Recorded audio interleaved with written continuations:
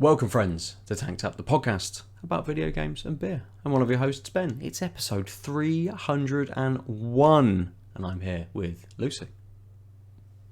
Hello. And Aadil. Hey.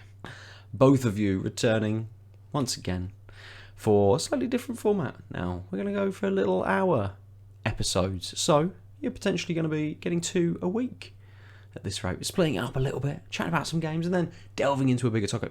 So, for today, it's games. We're going to be talking about sort of what we've been playing or anything that we kind of want to talk about around the gaming space. But things aren't changing that much. Still going to be drinking some beers. Aadil. Some of us are still going to be drinking some beers. Yeah, I mean, I pre-warn. I thought I managed to dodge the jet lag thing. Because the first few nights I was here, I managed to sleep on time, etc. I've just been flattened, and I thought I was just exhausted from all the Canada tribulations. Yeah. Then last night I didn't fall asleep until like 4, so I might continue to be staring vacantly at the screen further along in this episode and the next one. And I will continue to sound very tired, because that I am. I am. It's life, right? It's absolutely fine to be tired. Just years of being tired with no respite. Just life. Yeah. Just the happenings of life. Lucy, you're on the tea. Yes, I am. Aadil, do you have any? What are you drinking at all this evening? Oh, I have beer. I have beer I good. brought from Canada. It just yes.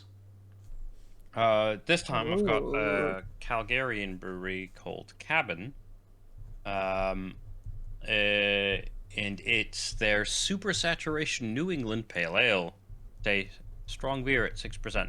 So 6% NEPA. This gorgeous retro styled. It's like a VHS.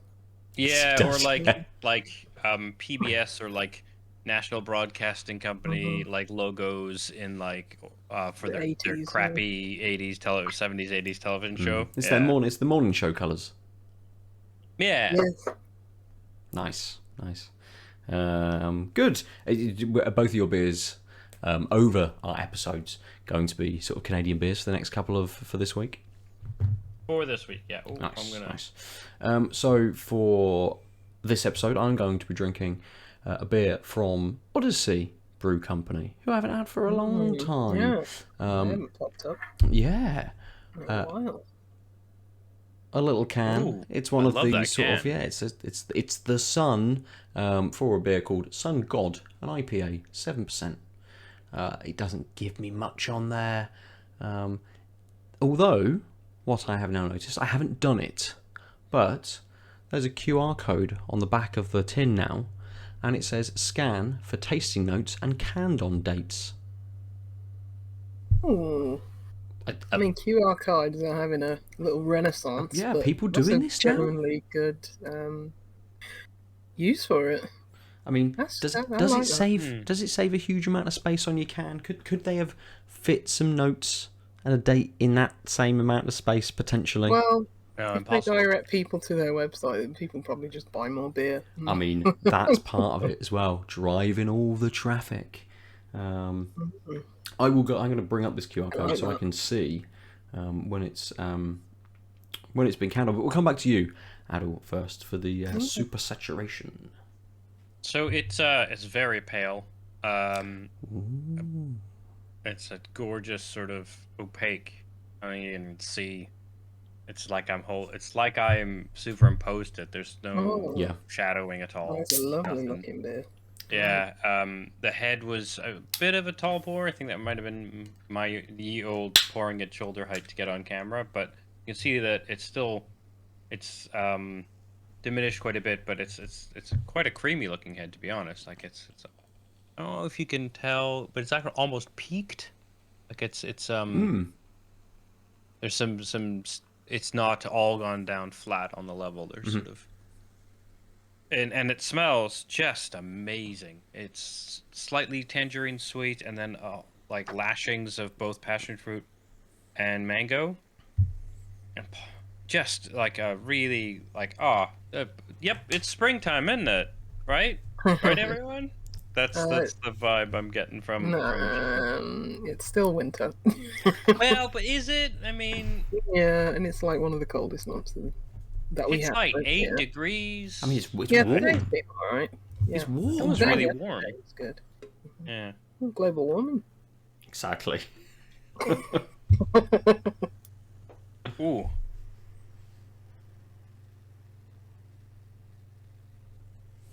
Ooh. Mm. All the good noises. That is a good beer. I really like how it's got a bit of a maltiness. There's a slight biscuit note. And then also just a really refreshing light tartness. But other than that, you're getting those tropical fruits and that citrus, slightly sweet citrus. But you're getting that I guess there's a bit of maltiness and that passion fruit coming through. It's an excellent, well balanced beer. And then yeah, just enough of that sweetness sitting around, probably a bit from that 6%. To just round so it out. much of a good beer. I think you've got foam in your in your beard. Yeah, I think you're right. I haven't actually cleaned this up much since my haircut. It's that head, Yeah. that like creamy head. It's just catching the edge of my soup catcher. The beer this catcher. is a really excellent. Now. Sorry? It just have to be renamed the beer catcher. I thought you said I thought you said head catcher, and I was like, ooh, I don't want to call that beer that for reasons that are NSFW. This is really, really an excellent, refreshing beer. It's because it's 6%, and like I said, it has a bit of that maltiness. It actually works really well for this time of year. I think, I was expecting it to be a bit more spring summery, just because. I mean, the smell and the way it looks just screams like, yes, refreshing sunny day. But that slightly more maltiness than I was expecting does actually help with this 8-degree sort of warm winter day. Yeah. But yeah, it was really good. I think I'm going to just sit with those thoughts for now. And if anything else jumps out, I'll let you know. Yeah, perfect. I have got all of the information for this Sun God, which I've kind of scanned, but I haven't sort of read through. I'll read the flavour text through in a minute. But sort of first impressions, there's a lot of big fruit as soon as I cracked that can. It all absolutely rushed out. And whilst the first initial flavour has dulled down slightly, I'll explain that in a moment, it's left me with this lovely taste. Talking about kind of a spring beer with yours, Aadil, this feels again like something a little bit lighter. It's kind of, it's called Sun God, so maybe again my brain's already trying to tie it in with being in the sun a little bit, but this does feel like a lovely kind of late afternoon sunny day beer. Just after work to be able to kind of kick back with. There's lots of fruit in there, and in the initial taste, it had this big old bitterness to it. A huge hit of bitterness at the end. That has dulled down very slightly and quite quickly, which is interesting. It's not just something that's lasted for the first half of the beer or something. It's gone quite quickly, but it's got a lot of lovely kind of flavour going on. There's a lot of mango in there. There's some really sharp, zesty citrus in there as well. Maybe more lemon than lime, but it's like it's zest. It's really zesty.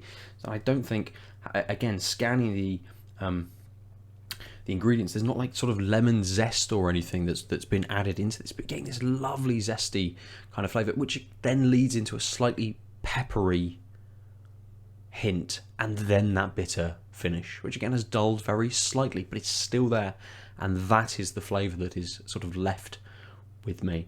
It's a little dry, so I'm getting that dry, bitter finish on there. But coming back to these, and it's lovely and smooth. But the hops are Azacca, Ekuanot, Sabro, Cryo Ekuanot, and Cryo Azacca. So a bit of a mix. The yeast, it tells me, is their house blend secret sauce. And interestingly, it was canned back in October of last year. So it's a 5-month-old, 4-month-old, 5-month-old beer, roughly. So well within its dates. It's not hops fade fast, drink right at this moment. It's been brewed and smash it in your face, but it's still retaining a lot of flavour. It's lovely, lovely beer. But the brewer's notes that they give, the flavour text, a beautiful expression of our brewery. One of the things I enjoy most about the day-to-day is that after 7 years, I'm still tweaking recipes, still trying to improve processes, and still learning. We've been trialling a few different yeast blends over the last 18 months, lockdown disrupted, and we've come across a blend which works wonderfully and consistently for us. It'll be in most of our releases moving forward, accentuating the stone fruit and mango. This beer is an intense, tropical and citrus-laden IPA with the balance and bitterness you expect from us. Yeah, that's exactly what it is. It is no different than what they say. Lots of mango, lots of lemony citrus in there, and it does have that big bit on it. So there we go. It's an Odyssey beer, absolutely. And interesting that they've started to use and found a yeast to kind of move forward with, because a lot of the times when we talk about kind of beers, so say like Verdant or Dea, you know that it's a beer from them, and some of that will come down to say like water quality, to the yeast they use, to the house yeast they use. So it's interesting to see that potentially Odyssey are going to start getting that way if they're going to be using the same kind of yeast in all of their beers going forward, or maybe potentially most of their beers, depending on the style of them going forward. That this will start to give a quality that you can go, okay, yeah, that's an Odyssey beer. Which would be really good for them, because their beers are good. This is no exception. This is good. Need to track them down some more. I do see them on occasion, not all the time. I never remember where Odyssey are. Salisbury. Are they? The Blockhampton Estate, which is WR6. I don't know where WR is. Wrexham. Yeah. I don't know. Literally the only kind of town that we can think of is WR. WR. Postcode. Have a quick look before we get into games. Where are Odyssey? We've done this before, probably. Worcester. Worcester, are they yeah. Worcester? They're only in Worcester? Oh. Oh, amazing. They're up the road. Indeed. Perfect. Odyssey. I'm going to see how far they are. Actually, Worcester is almost in between Bristol and Birmingham. They're almost equidistant from Worcester. Yeah. So, yeah, a little bit close to Brum, maybe, but it seems like a good place to go. Day trip. Little trip to Odyssey. Nice little afternoon out. Yeah. Yeah, it sounds great. Yeah, they're actually not far from me. Maybe I should go. Yeah, it's I guess Cheltenham is between us and Yeah, probably. Yeah. Probably. Midway. Yeah. Yeah, Odyssey Brewing's a bit closer to us. Mm-hmm. But Not again, far like, from Wheels. not even an hour and a half up the road, really. So, yeah, good. Let's enjoy these beers. Lucy, enjoy your tea, and we should talk about some games that we've been playing, or anything that we want to chat about. Not our topic quite yet. For the next 40 minutes or so, I might kick off. Yeah, go for it. Because I haven't played anything apart from, and this is a bit of a repeat from last week's conversation, Vampire Survivors. I am exactly the same. It just grabbed me. It has absolutely grabbed me. I picked it up whilst we recorded last week, as you would, after you'd sort of essentially sold it to me, and my God, I absolutely love it. It's so good. Just the feel. You're not doing anything. I have to do so little. It's not even a clicker game. Just moving around, Basically getting out of the way yeah. of shit. Yeah. Like today when I was just like, I just need to veg out and do nothing. I had some podcasts on. Yeah. I was just slumped in my chair and just playing Vampire Survivors, and I've gotten further than I have before today, and I mean, there's definitely been an update because there are Yes. now like logs and flowers and shit in the way. Yep. Just not having to move around them, which the hitbox and is a bit dodgy. Maybe that'll get ironed out a bit, but yeah, I don't know if things are a bit kinder or like things, they've tweaked the balance on like some of the, just progression or something. But yeah, I've gotten pretty far. I haven't gotten to whatever you were talking about, Ben, like some chimera or something that you're saying that you thought was in so there. there's a couple of achievements for killing like a boss, which I think turns up at about the 25-minute mark. So for anyone who hasn't delved into last week's episode, Vampire Survivor is sort of this 2D, or like almost like 2.3D. It's not quite top down. It's sort of not even isometric. It's kind of the characters are at least side on, but you're sort of looking top down at them, moving around. It's like it's top down, but your markers are full on. Yes. That's all it is. Yeah, Like, yeah. It's kind of like FF1. Yeah. Like when you're on the world map, you look like you're side on, but really it's just like a world map that's above. Yeah, absolutely. Yeah, and as Lucy said last week, it's very Castlevania-y. Some of those sprites have got to have been just pulled straight across for some of those monsters. But I found with it that I've been playing around with various builds. So as you play, you don't do anything. You basically just move around the screen, dodging out of the way of these hordes of enemies that are coming towards you. And it all starts off nice and light, and it's kind of bats that float towards you, and they don't take much to kill. You've got one weapon or one item at that time which will damage enemies, and you pick them up as you pick gems up from the enemies and level up and stuff. But essentially, you're just leveling up all of these different items that you pick up. So towards the end of a run, you have very powerful items that are doing lots of damage to hundreds of enemies on the screen at kind of one time. And I've really enjoyed sort of just like playing with that and coming through and going like, right, I've hit another level, I've got a weapon slot, but I don't want any of the 3 that have been presented to me. Okay. I'm holding out for something else. I want another one. So, or there's 2 weapons and maybe 1 support item, and I'm like, right, I'll pick the support item. I'm not as in depth with the support items. It's all about kind of the weapons, and some of the support items can enhance some of those weapons. But it's really interesting to be like, right, here, the RNG has given me these things. Yeah. This is how I'm going to tailor what I'm trying to build through that. And I have absolutely fallen on kind of a couple of builds that just work for me really, really well. But that experimentation and finding those builds was what helped me get to the like 25-minute mark, and for a boss kind of to appear. And bosses appear every like 5 minutes, I think, anyway.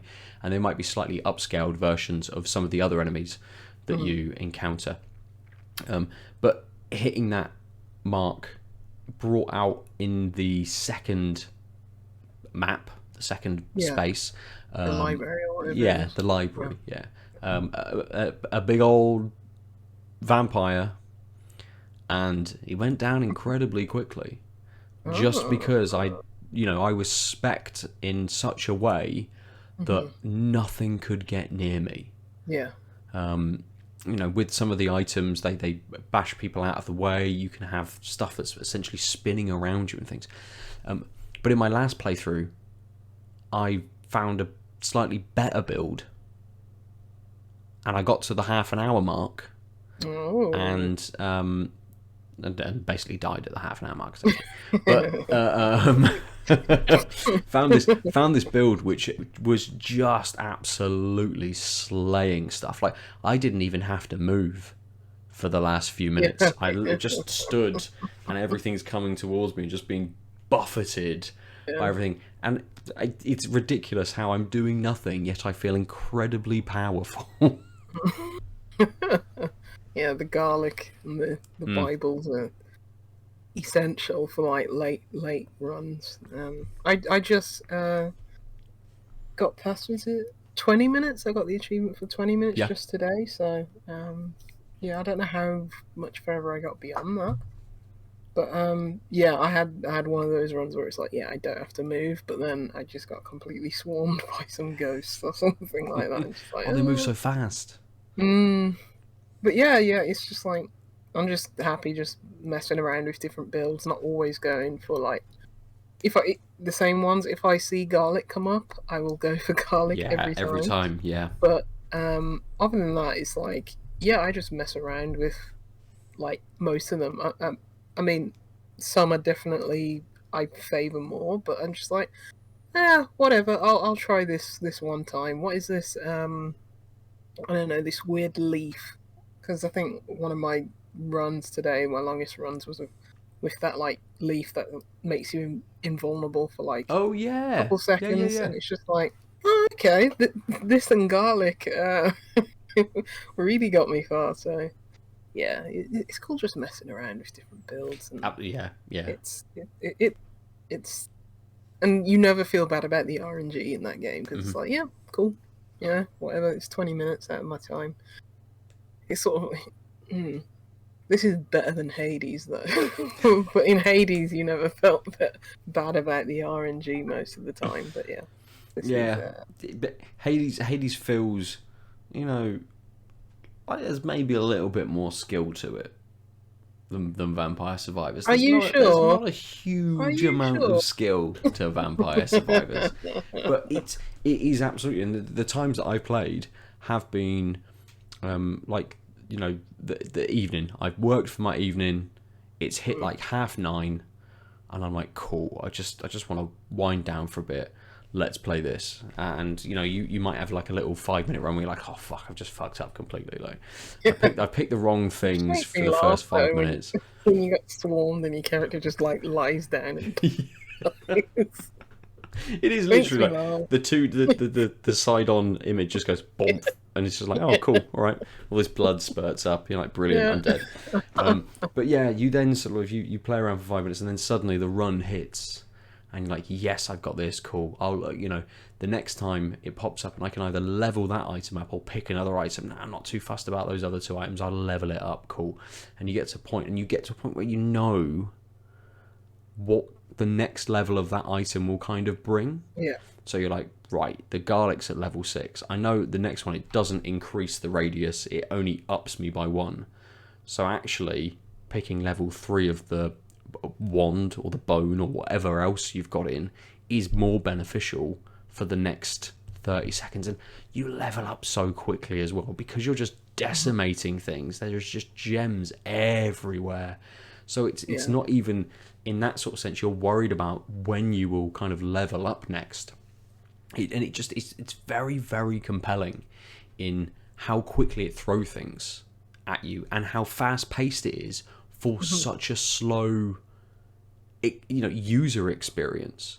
You'll just be like, cool, I'll move around, and the screen gets quite hectic in terms of having to keep track of everything that's kind of going on, and your peripheral vision is doing a fuckload of work because you're concentrating on where your character is. You're looking at this tiny little area of the screen, and everything else is kind of here, coming in towards you as you focused so much in. And you know that if you look over into the corner at the sides to see what's coming next, suddenly shit is here.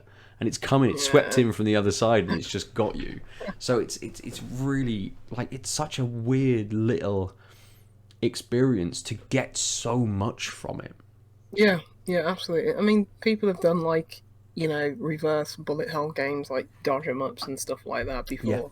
And can't think of any at the top of my mind, but this is probably definitely one of the ones that I've gelled with the most. Probably owing to the fact that it is just like reskinned Castlevania. And it's just like, yeah. But I'm looking forward to seeing where this goes because I mean, you could just release it now as a complete game, and it's like, we've already spent. I mean, just looking here at the Steam page, you spent 11 hours in it, Ben, and Shit. I'm like 8 hours at this point, so it's, could just release it now as it is, but it's cool seeing what the devs will add over time. So yeah, I mean, it's just weird that this is the game that blew up today. I mean, not today, this year so far, but yeah, why not? It's really fun. Yeah, New York Times Wordle not included. This is kind of the game of the moment. When are New York Times going to buy Konami go, what? What happened?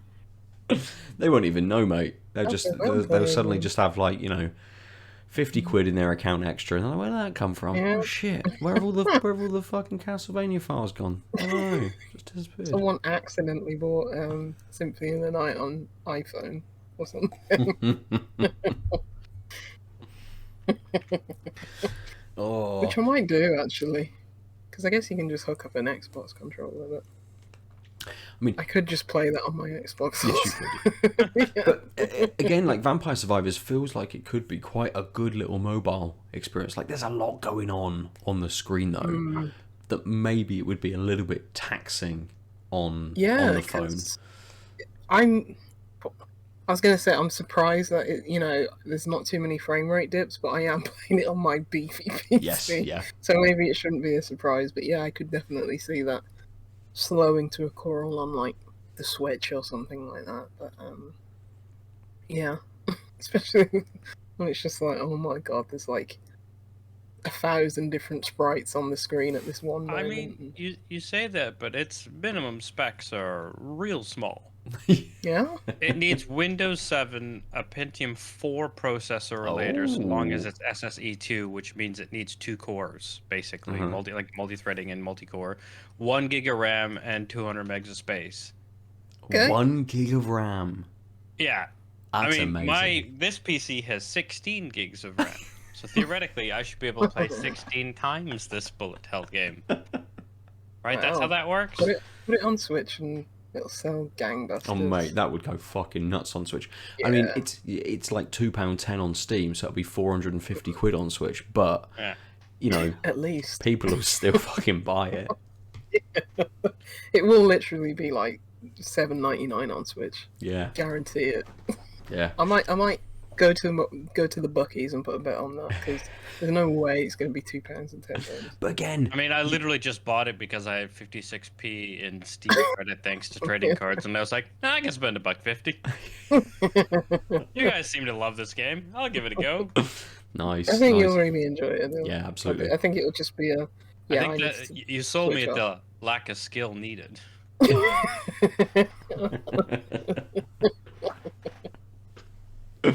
Good. I can see this coming to something like Switch in say 6 months' time. Once they've got maybe like 5 or 6 levels that have been or different kinds of maps. They've maybe doubled sort of like the enemy counts, not counts, but the enemy sort of sprites. So there's a little bit of variation in that. And there's a nice amount of variation between the first 2 levels that they've got on there and the different enemies and their movement patterns and how things sort of sweep in and stuff. So it does offer a little bit of variety, and seeing how that could progress would be very cool. So suddenly in 6 months' time, once they've got 6 levels, that's a £15 game on Switch. If it wasn't so closely associated with Castlevania, I could see this end up in like an indie direct and we're saying, and now, it's on Switch right now or something like that. But yeah. I mean, Konami should just look at probably the reviews of this game and just see everyone clamoring for Castlevania. I mean, it doesn't even have to be anything other than like a bullet hell game. People are just like, yeah, there's a Bible and that spins around you and, and a whip, a boomerang crucifix, and everyone's just going nuts over it. And what can I be doing? Waiting for that big money buyout, mate. That's what Konami are doing. Yeah. That would be the one I'd be happy about, Sony, get it done, please. Let's save it for our big acquisition talk in a little bit. Yeah. But yes, it does show that little simple games just hit for a number of different reasons, but also B, that people are clamoring for, this kind of, not necessarily a sort of like retro looking game, but something that pulls on the nostalgia strings as well, right? Yeah. That and lots of companies are doing this with their remasters and putting out kind of ports of games. Square Enix have just done it with the Final Fantasy Pixel collection or whatever it is, which is the first four, or is it all six that they've looked at putting out, and they've not done very well in terms of their reviews and things. But companies are looking at doing it as much as they can, and Konami just seem to be being left behind again for the fifth year in a row. Yeah, they have such a wealth of IP. It's quite extraordinary. Maybe they hate money. Speaking of little delightful games, I picked up a game called Dungeons and Puzzles, which is a bit of a generic name, but if you type both Dungeons and Puzzles into Google, it should come up. It's on Steam. There's a demo on Steam. It's actually currently on sale for 50% off. Nice. If you're watching live, I guess, for 21 hours. I picked it up on iOS on my iPad because it's literally it works well as a. I think it actually probably works better. I played the demo on PC, but I think it works better as a swipey game. Yeah. Because it's a Sokoban puzzle game. Like, anyone doesn't know what that means, it's just like picture Link moving boulders in The Legend of Zelda. It's moving crates or boulders or whatever it is in a it on a grid based like kind of puzzle game. You basically want to get finish the puzzle in as least turns as possible, and this is a very good one of those. It's a little pixel art, top down kind of look to it, and it's very charming. The art's really charming. It's just basic. I think it has like one song in it as well, which might get a bit tiresome hearing it over and over, because I think there's like 125 levels in it. You're basically playing as this. Well, he looks like a little boy, this little blonde boy, and it's set in like these, like medieval dungeons, and the twist on this one, instead of just like moving the character and pushing boulders or crates around the place, there are like little things in the environment, like a shield or a bow and arrow or a sword. So the objective of each level is to kill all the enemies that are on the screen before you basically leave the level and go on to the next one. And to kill the enemies, you need a weapon. So it's like, okay, swipe to get the sword, and once I've got the sword, I can just tap on the sword icon and it swings at the enemy. Enemy's dead, move on to the next level. And it just keeps on building on that, central mechanic, but it introduces new mechanics. Like there's a bow and arrow, and it's like, okay, if I release the bow and arrow and stick it into a wall or a chair or something like that, when I'm moving the character, he stops like where the arrow ended up rather than all the way across nice. Across the room, because once you swipe, it's like it isn't like one by one movement. The character goes all the way across to the other side of the room and stuff like that. It's continuous movement. And yeah, it just completely, just adds and adds and adds. I've got to the point where it's like I'm picking up a shield, and picking up the shield, I basically, it like bounces whatever you run into. If you've got the shield equipped, it pushes that thing forward, or it stops you one place back, and it's just messing with all these different mechanics, and it's a really charming and like just lovely little game anyway. But it's like, this is just a really well-made puzzle game at the same time. Mm-hmm. And just like all the other, accoutrement of like the very nice art style. The one song that plays is actually quite nice, but yeah, it's just a really well-made product, and you just think, oh, it's cheap. It's on iPhone, tablet. You'd think, oh, this is probably like every other puzzle game on iPhone or something, but it isn't. It's really good. Okay, nice. Yeah, recommend it if you like your puzzle games and you're sucker on puzzle games. That really, I imagine this game's going to get really hard at one point.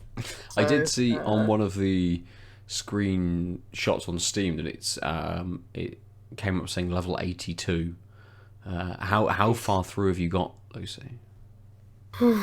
Gosh, I think I'm somewhere in like the 30s or Okay. something like that. So I've got probably another. I think it's got 175 levels, or 25 levels or something. Apparently, like it's that, 150 stages according to one of the Steam Well, reviews.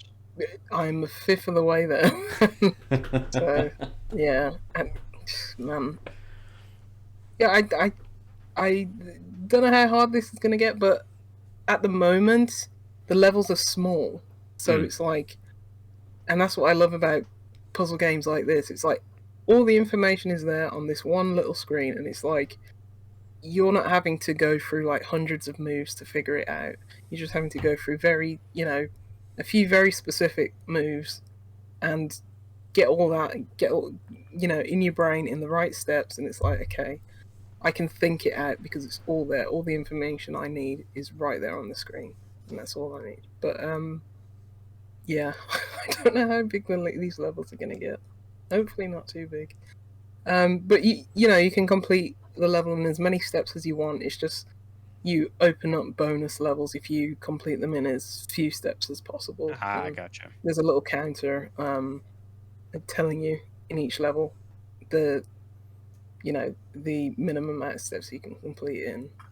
But it's just got good quality of life features where it's like, okay, you can undo as many steps as you want, or you can just restart the puzzle, and it takes 1 second, and it's just like you're back in it. So Nice.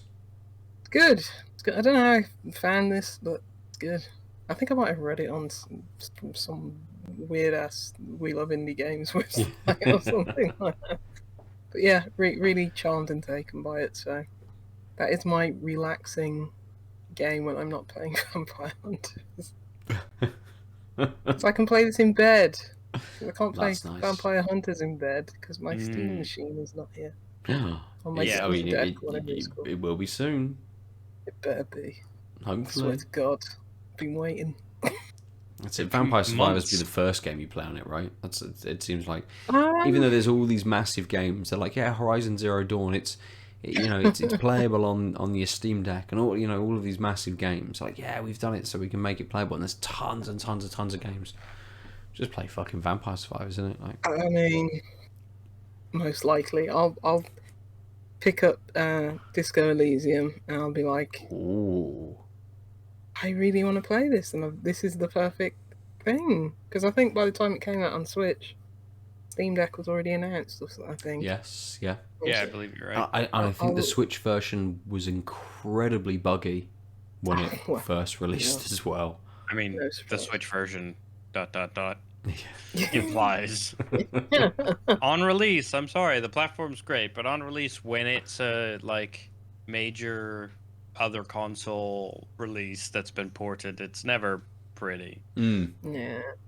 But yeah, I'll probably load up Disco Elysium, play for 5 minutes, and then just be like, I'm tired of reading or listening. Let me just play Vampire Hunters for 8 hours. Yeah. On my Amazing. Steam Deck. Bought some games for Steam Deck purposes. I feel like I could play Did you those really? last- What games have you bought for Steam Deck? I just bought a few in the sale. That was recently on. I think it's still on the Lunar sale. Yep. Yeah. Yeah. That's why I think Thingy is Yeah, 50% off. tomorrow. Mhm. Yeah, tomorrow. It ends on the 3rd. So by the time people are listening, it's yes. done. You've missed it. Wishlist Yeah, these go things fuck and wait for yourselves, the autumn listeners. sale. What did I buy? Let me go to the library. I haven't bought any apart from Vampire Survivors. I haven't bought anything. I haven't even looked at my wish list and what's on I didn't sale know there and was a sale until I went on and saw Vampire Masquerade Hunters or whatever you called it. The thing I just bought, and basically got peer pressured by you guys, the least amount of pressure. But mostly because after 2 weeks of hearing about it, and also hearing that it's like pretty laid back, it sounds like exactly what jet lagged brain could handle. Yeah. Absolutely. I bought. It's either that or it's another Inscription run through, and I suppose. Yeah, I haven't really played much with Casey's mod, to be honest. Yeah, I really want to. I was going to wait until it came out proper. Yeah. That on the good old Steam Deck would be interesting. Games. I bought Project Warlock, which I think you played, Ben. Yeah. Or something. Yeah. Yep. The Competent retro shooter. Yeah. Yeah, Doom-like. I bought OG Strange Doom-like? Horticulture, which came out recently because that got good reviews. I think it's a puzzle game where you discover plants. It's a very chilled, loosey game. Nice. Webbed, which is that little game with that little spider. Even though I have arachnophobia, this spider looks cute. So it's like I think I can manage this one. It's like a level that you can handle. Yeah. It's enough. To be honest, it's also like not very leggy. Yes. Like the spider's kind of more like a blob. Yeah, he's a little ball. Like the aesthetics make it less intense in a way that spiders on video games can be. It's not like Grounded, where you even turn on the arachnophobia mode, and you can still hear them like hissing and stuff. I'm just like, no, this ain't working for me. But yeah, little cartoon spider, and I think that's the highlights. Just some other random indie games. So yeah, those were bought with Steam Deck in mind. Nice. Gotcha. Yeah. Oh, so this is how dangerous us just chatting is, isn't it? Go onto Steam, have a look at my wish list, and like Ni no Kuni 2, it's only like £7.50. Telling Lies is less than £5. Oh no! Telling Lies is coming to Game Pass. Oh, is it? Well, not going to buy that then. Oh wow! All the Lego games are on sale. Oh, are they? Luckily, I still haven't really.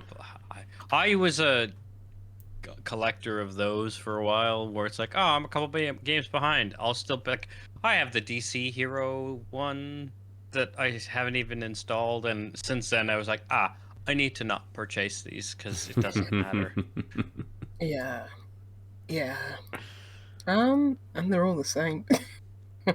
As someone who really likes the Lego games, I think I fell off around the time the Jurassic Park one came out. Yeah, I think I had almost all of them, not including DLC, until I guess DC, whatever came after DC Supervillains. So nothing like Lego Movie 2 or The Incredibles or any of those, like in any of the like. Yeah. It was the first Lego Movie film that I like 100%ed. I think it was very early in the days of like Xbox One, when it was just like, there's nothing to play. Play this Lego game. I didn't even know. Yeah, June 2018, The Incredibles came out. I don't think I knew that existed. A Lego game? Lego The Incredibles. Oh. That sounds so weird. Oh yeah, because the second Incredibles film come out? I mean, yes, but when? Don't know. I never liked. I know 2018. Yeah, so they made So they made a game on the first one to suck you in because the second one came out. Goonies 2. I mean, just games and movies and franchises, decisions like that don't really make sense. Having a look through, and I'll be having it will be up on the site by the time listeners hear the episode.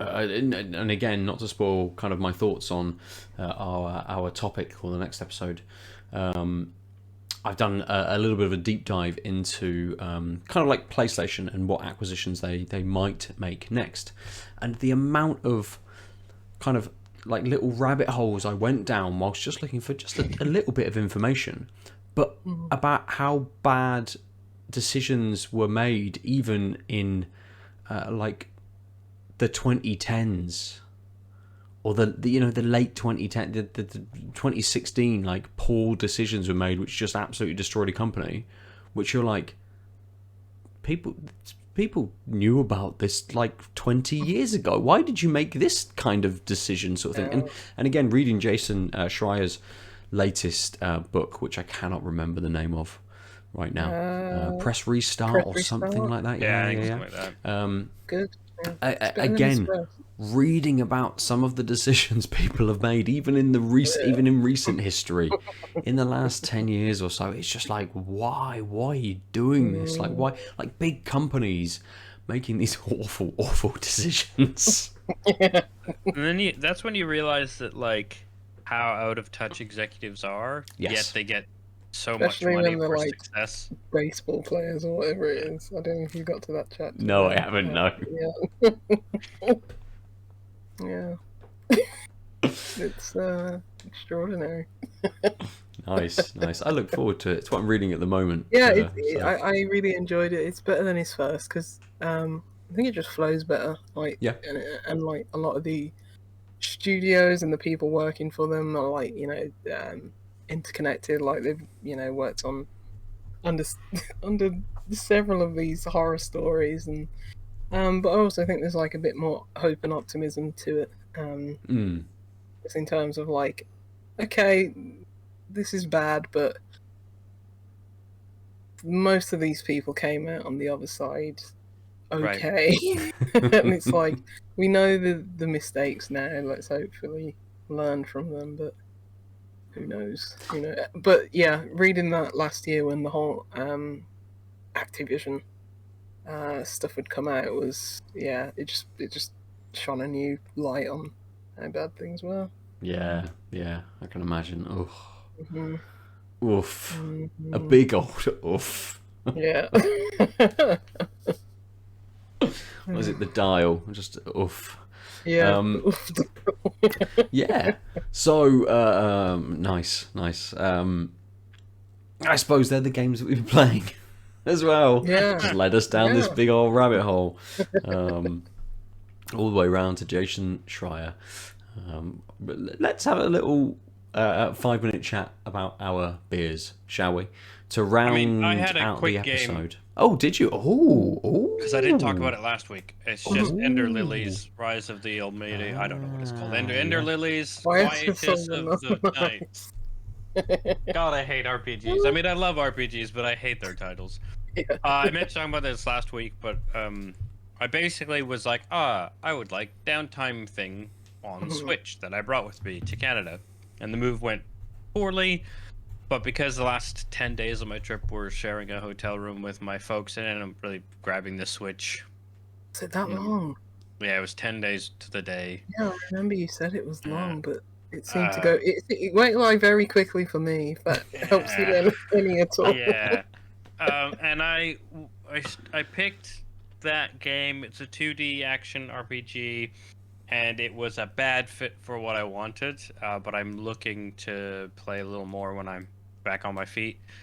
Mostly just because it's the opposite of how you described Vampire Hunter: The Masquerade Squadron, or whatever that game is called.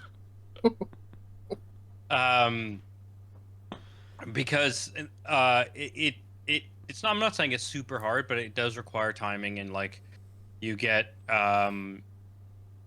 it's a lot more finicky on controls, and you get new abilities as you go, and it's sort of Metroidvania-esque on the map, and there's boss fights, and I could do it all, but I was like brute forcing a bit, like so it's like I keep dying against this type of enemy. Oh, I didn't die. Oh, right, because I leveled up and now I have just enough health that it's like, I'm not really... Like, it's a leveling system, and apparently there's hundreds of levels, and so, like, I like that as a design choice, such that the difficulty can be grinded out if you're less good. But it didn't feel like for me it was like, oh, I'm not good enough to play, like I'm just not good right now, I'm not good enough to play this game well, and then I leveled like after a few attempts and then I was fine. Like it seems like Mhm. well paced that way, but also I was still like, oh, I don't want to have to grind at all. I'm annoyed that I just don't have the precision. But handheld on the Switch, it's also a dark game, It is, yeah. so I don't think that helps with spotting small projectiles that can just Mm. dumpster you. Mm. But yeah, basically, normally that's not enough to dissuade me. But I also just didn't have the time, and what I needed was something slightly active, so I'm not YouTubing at the end of the day. But also, this was just like, oh, this is like a game you want to play because you want to play a game. So it didn't fit that way, and there wasn't enough plot. Like it drip feeds there's a mystery, something like you collect little notes in the world, but you could also miss them, and that's your lore. And it was kind of just like, I'm not learning enough about this. At the same time, what I am learning seems pretty generic tropey, and it's like, okay, so I'm the reincarnation of this white savior because I'm a white savior lady, and I mean this literally, as in my Yeah. character sprite is white, and a savior. But like, yeah, it was kind of disappointing, but I mostly blame the sort of this wasn't the. It was on sale at the New Year's Eve sale or whatever, and I just read that it was a good RPG and didn't read any reviews further, and it just didn't fit what I needed. So I'm hoping to get back into it in the next little while. But that's why I knew it would be quick. I just wanted to say, I played it. It's not the super casual RPG that you could kind of just futz about with, and like I like that you can kind of grind out, oh, I'm bad against this enemy, but if I bash my head a couple times, the game will forgive me with a level. I hope it continues with that stage pacing so that someone doesn't have to double their time if they're not good, so they can experience the game. But I like that there's difficulty. It just wasn't what I was looking for. Yeah, So you really liked it, maybe talk Lucy, about didn't it. you? Yeah, but everything he said is absolutely true and valid. You know, yeah, it is something that it is one of the hardest like Metroidvanias I've played in recent memory. That's why like Blasphemous was mostly easy for me because and like playing Hollow Knight after Ender Lillies, I was like, don't remember it being this simple. So yeah, it is something that it's like, oh, okay, I have to. There are like some, times where you have to go through like areas before it's got the Dark Souls kind of thing. I don't know why I mentioned Dark Souls, but it's the easiest shorthand to use where it's Sure. like, Yeah. okay, go through this area and I unlock a shortcut. So next time I come through here or I want to get back to where I am, there's a shortcut there. But to get to that shortcut, it's like, okay, I have to move through these enemies, very methodically, and conserve my health and stuff like that. And yeah, it. I played that game, and it was just like, it was the only thing I was playing. It's just like, laser focused on it. So not not something for a relaxing time. Yeah. Unfortunately. I mean, I do like that you get like little health boosts as part of your like Yeah, things you and you can kill collect stuff. and Yeah. carry with, so you're not like, oh, that enemy really ruined me. It's like, yeah, it just gives you a little more flexibility, and also skill on like knowing when to use your health boost versus not, and memorize levels if you have to redo them to know, oh yeah, there's that little white flower that will give you your health boost back. Yeah, Yeah, and it's when you not start, easy, and it's no, just not an end of the long shitty day game.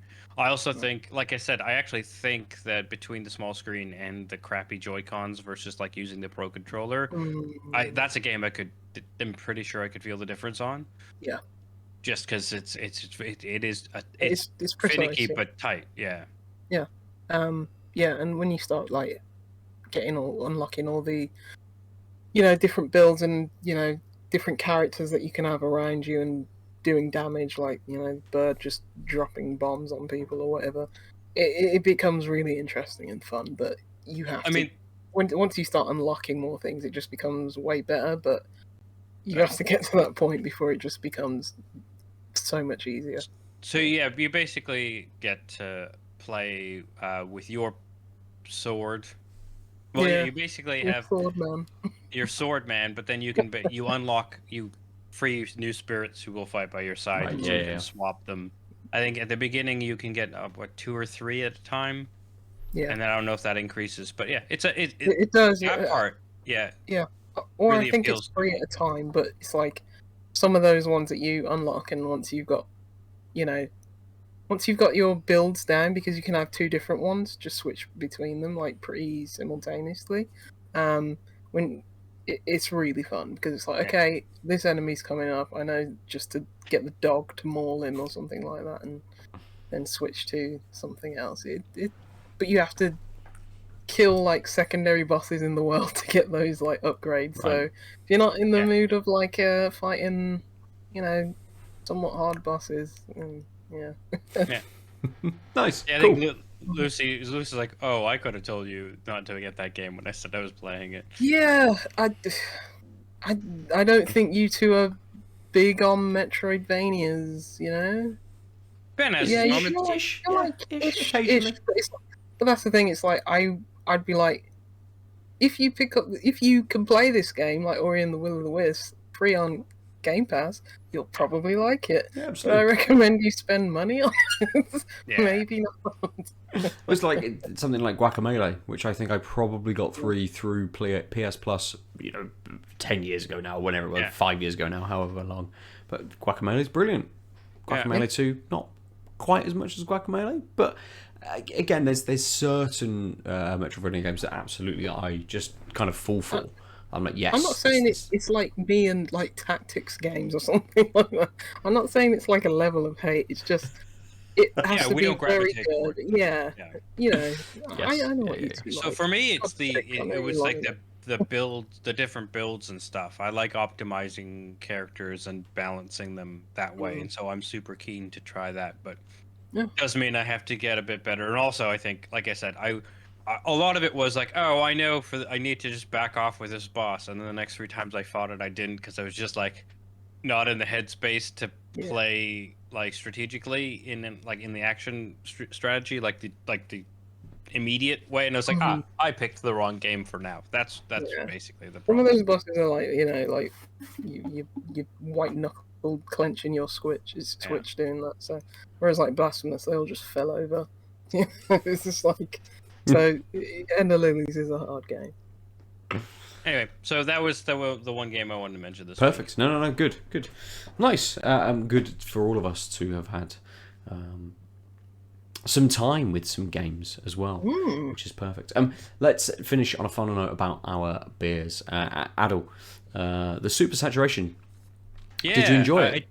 I did. I just wanted to quickly. I found their flavor text on their website, and I think it says enough that echoes what I was saying. So, we've jammed all the flavors and aromas we possibly could, and then some into our flagship New England Pale Ale. Raw wheat notes provide a soft, pillowy body and silky mouthfeel, with a maelstrom of tropical hop flavors and aromas from out-of-this-world dosings of New World hops, Simcoe, Citra, and Mosaic. This hazy beer will find your heart and saturate your senses. And while that's like obviously marketing overspeak, I do think what I found interesting in that was the wheat and oats I think was giving it that thickness, like that literally pillowy sort of peaked head, and that thickness really I think did come from that maltiness I was mentioning, and no shock that it was Simcoe, Citra, Mosaic. I think I missed a bit of resininess I noticed later on in the nose that I didn't mention, but yeah, just matched exactly kind of what I was saying.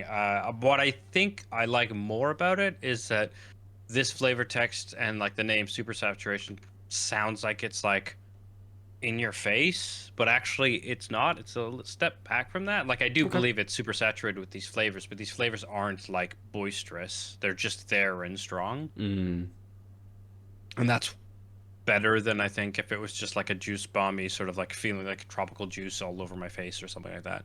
Yeah. But yeah, I really like this beer. Cabin is one of the newer beer, well, new from my life in Calgary, which I get in the world of craft brewery. 10 years is a long time. 12 years is even longer, he says, realizing that it's 2022. But I cabins consistently impressed me from the times I've been back home. So if you are in Calgary or Alberta or just Western Canada, seek out a cabin beer. I really like it. And this is a good example of like, yep, solid beer. Wicked, nice, good. The Sun God for me again, it is a solid beer. Sun God Odyssey, Brew Co.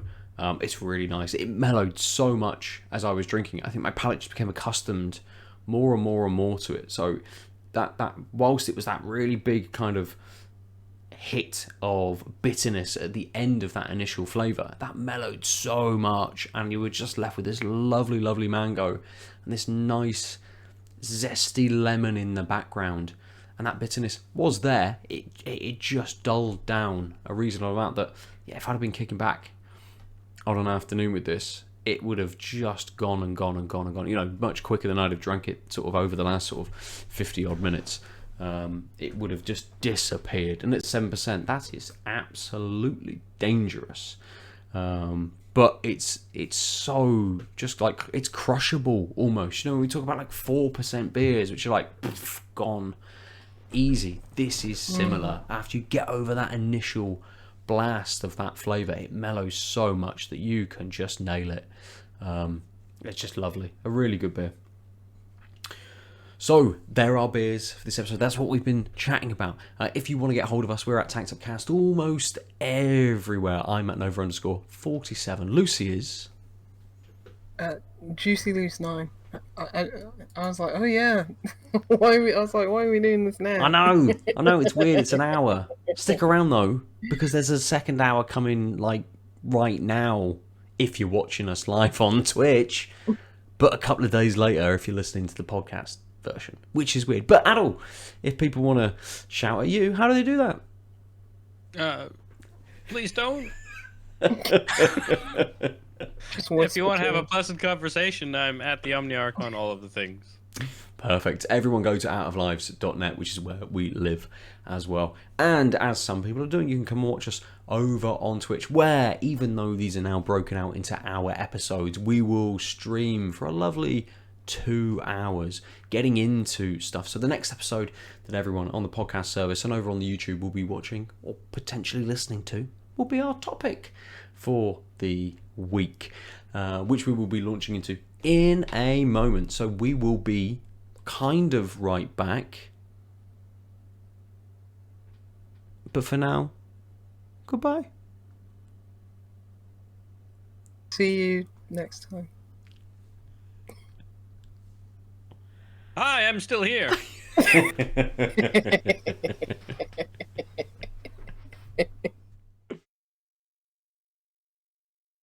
www.outoflives.net